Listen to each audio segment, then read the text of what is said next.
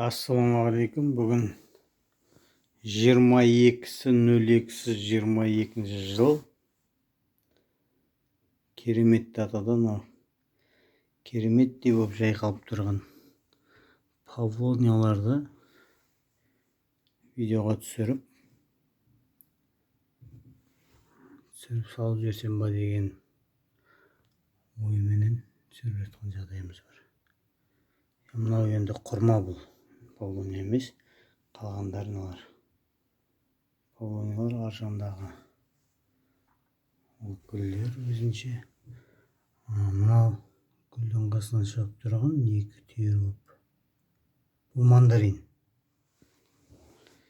Енді құрма сәл жапырақтары сарғыштау болып тұр. Енді сүйек беуігіміз құйып жіберсек жайқалып шығатын түрі бар.